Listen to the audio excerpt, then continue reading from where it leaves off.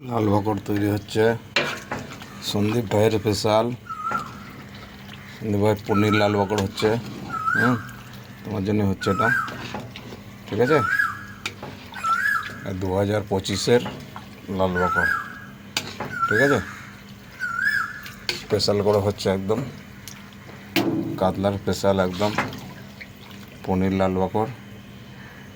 এই যে কালারটা দেখো, এই যে কালার, এই যে কালার, ঠিক আছে? আর শুধু মশলায় ভর্তি আছে, ঠিক আছে? এই যে হচ্ছে একদম লাল বকর।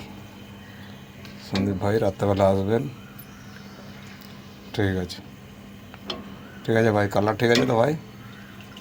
এই যে তোমার কমেন্ট করবে ভাই, এই যে তোমার একদম রক্তের মতো রাঙা লাল, এই যে কালারটা দেখো, এই দেখো কালার, এই কালার।